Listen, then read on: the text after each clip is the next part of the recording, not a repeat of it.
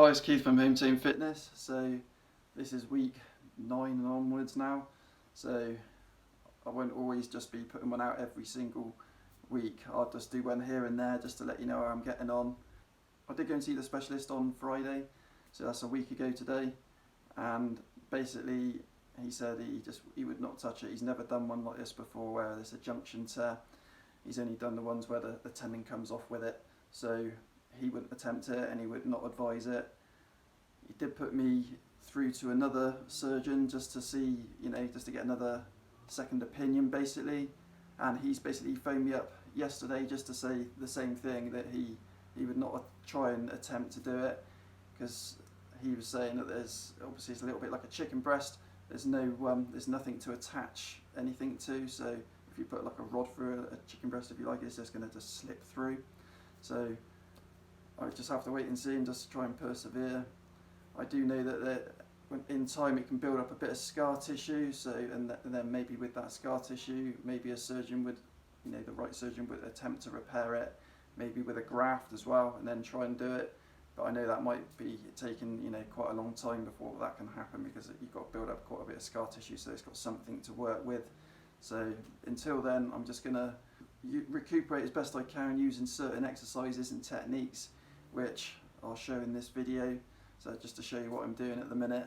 So I'm just going to try and strengthen as much muscles around the actual joint itself, and obviously just try and work on obviously the area where, like with the internal rotation. So with me at the minute, I'm finding that the side delt's wanting to do the work where I've lost that attachment. So I'm going to try and learn these movements and do just basic light movements, just try and get the body flowing again, get as much blood flow to try and heal around the area which is still sort of sore and tender, and all the muscles which are going to sort of compensate, if you like. I've got to try and strengthen them up that much more.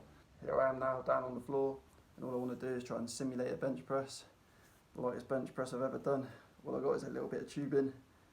Okay, but all this is to do is to try and learn the movement and just program that pattern of movement back in the body again. So that's what I'm doing. It's literally just a training exercise. So, and I'm doing it off the floor as well. So I have to get stability. Obviously, when you're on a bench, when you're forcing the bar upwards, you've also got the weight trying to force you back that way. So when you press off the floor, you've got that much more sort of stability. Retract your shoulder blades back and down when you're bench pressing to be able to press off a stable platform. So from here,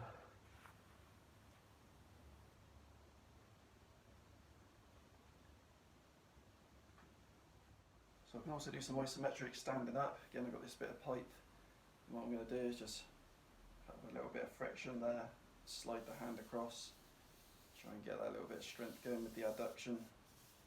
This is my injured arm, but obviously I can do it both ways. So it's just bringing it across the body, as you can see, just sliding it across, and again this way. Also, I can do it in a flying motion, so I can have that obviously like this. Put the hand on the end there, and just bring it across like that. Okay, so just bring it back through, place the hand against the pipe, and then just a bit of pressure. So I'm not doing a fly motion when I'm bringing it back. I don't really like flies anyway. Floor flies aren't so bad, but when you're on the bench, that's another way where you can either do your pectoral muscle, or obviously you damage your rotator cuff or give yourself any sort of shoulder injuries there with flies. So always be careful if you do perform flies. It's where people just overextend, I think, on the way back. But like I said, if you've got a floor, you're only going to go down so far anyway. You've got the floor as your stability. But with this, yeah, just on the end, got a nice sound there with the pipe on the end, and then just gradually push it across. So I'm just gradually bring it across in that motion, trying to teach that abduction again with the body, obviously without my attachment, without part of my attachment of the pec. So that's just the way that I'm going to try and learn. I think it's a good way because as you get stronger, you can grip it that much harder with this hand, so it's going to make it even harder for you to contract and try to push it that way. And of course, with our arms out in front and sort of dead straight, it's not going to be using too much force anyway. Again, if you want to use a bit more force, you can bring it into yourself like this and then push it across. So you'll have a little bit more strength with that, doing it that way, than you would with your arms out straight in front of you. So again, so I'm just doing that, as you can see, just trying to get a good angle for you, just pushing. And we can do this from different angles as well, so not just straight. I can push up like that. Okay. So just trying to strengthen it from every angle possible. And again, I can turn it around that way now and bring it across and down as if I'm going to place it into my pocket.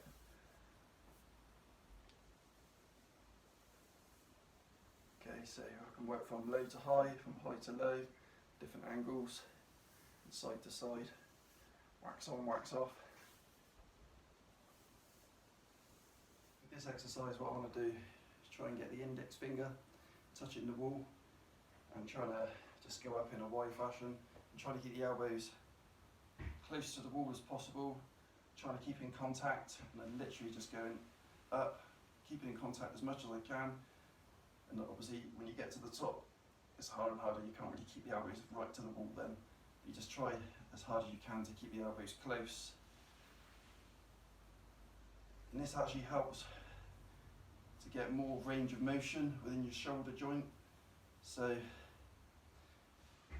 without doing this exercise, you'll probably find you can't get your arm back quite as far in a position for doing like your overhead pressing or anything like that. So it's a good way to warm up your shoulders as well to do this. It's also a good way just to strengthen up the little muscles all around there, like I say, the rotator cuff.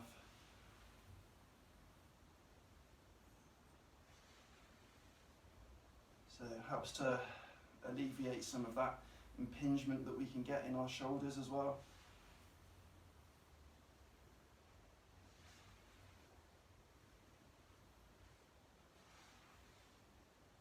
So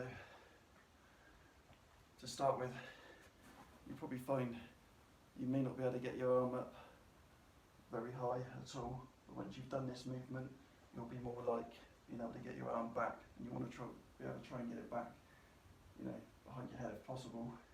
Not that we do behind the neck pressing, because that's bad. So now I'm going to be working on the external rotation. Again, we can't go too heavy with this. All we need to do is just lift it up and gently lower it down like this. This helps to strengthen up these rotator cuff muscles. So it's one to try and keep in your routine to try and help prevent any rotator cuff damage. Looks like a nothing exercise. Looks like you're lying down doing nothing. But it doesn't matter how strong you are. You start doing some of these, you'll soon feel a burn. And you don't need a heck of a lot of weight to do it either. Okay, so this one's going to be like a physiotherapy method. So I'm going to be doing Ys. I'm not going to be using any weight for this because we're in our weakest position doing that anyway, especially when we're face down on the floor. And then I'm going to be going into doing Ts where we'll use some weight, so I can go up a little bit in weight there. And then after that, I can go heavier because we'll be stronger in that movement behind me because we've got the lats being incorporated in with the movement. So the first one,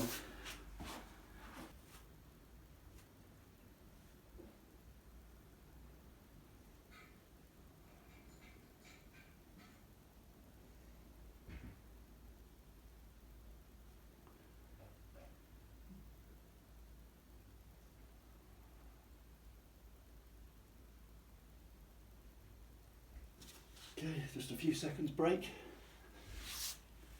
And we'll go into Ts.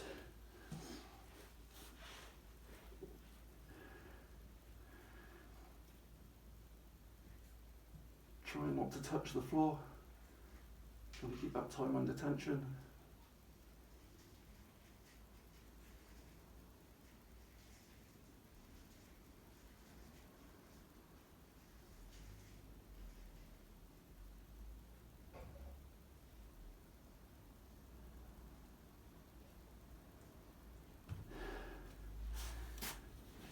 And then I'll go into these ones.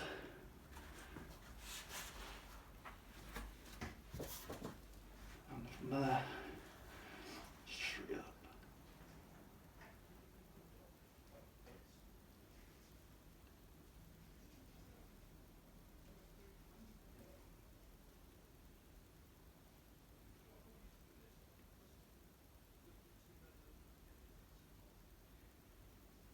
Now I'm just using band for internal rotation.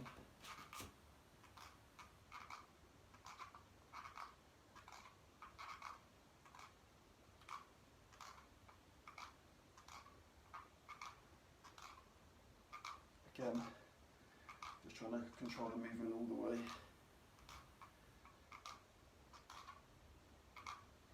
Because that's the problem. A lot of people just, you always control the positive portion, like say this, where I'm moving it close to the, and then they just ping it, let it ping back. Never do that.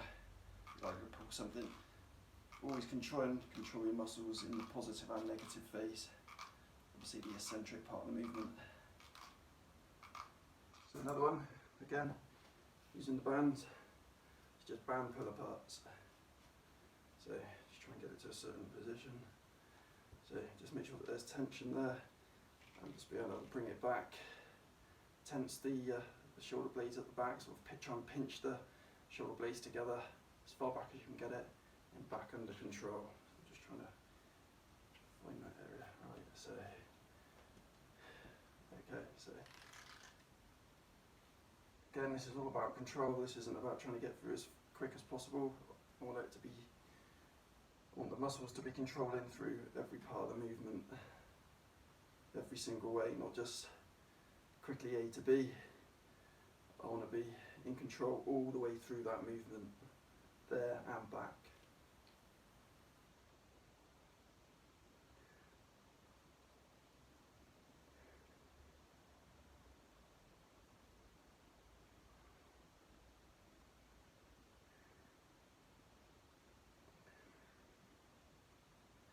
It's really important to try and look after these muscles, especially around the rotator cuff and the little muscles that people forget about. But if we don't look after these, then it just leaves cracks in the foundation to be able to go on and push bigger weights in the other movements, whether that's overhead pressing, bench pressing,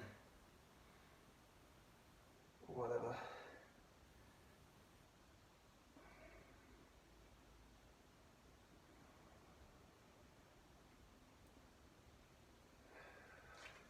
It's harder than it looks. It's well worth doing. Okay, so next exercise, I'm just taking a band,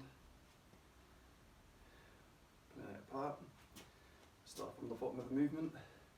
I'm going to bring it over my head whilst keeping that in place. Bring it down, just by the top of the back side. So yeah, roughly in about in line with the lower back.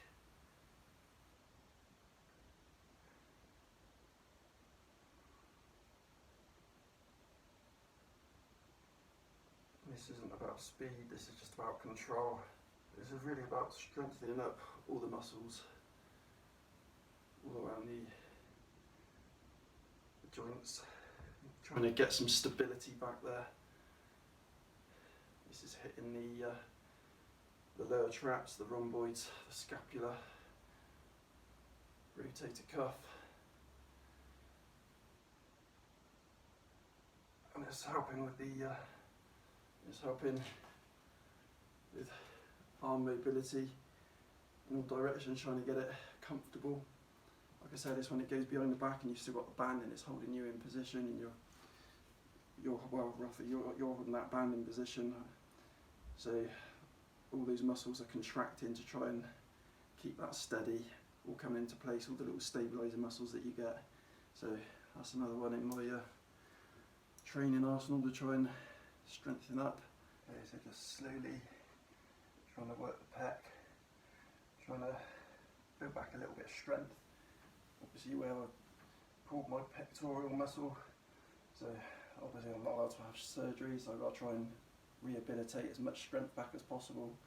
So I'm just starting back, even not sort of horizontally doing press ups, I'm just starting back very lightly on a slight incline, just bringing my body back, moving my feet back in a line, and then just slowly reaching down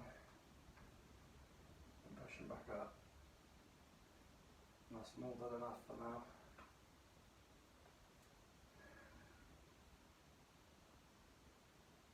Slow and steady will hopefully win the race in this case.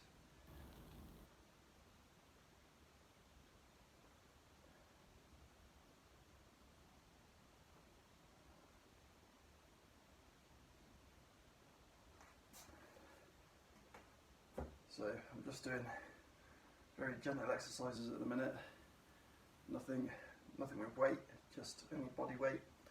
And like I said, I've only been doing that sort of not down as I would be on the floor in a press up position, like we would be on a bench press if you like, pushing up. As I am like this at the moment, I want to gradually be able to bring it down, and then until I'm sort of horizontal, being able to press like that again before I even think about adding any weight. If you know anybody in these situations that have had these sort of pec tears and you think it may help them, these videos, then maybe like and share and pass it on to them, because if it can be of help to anyone, then that would be great.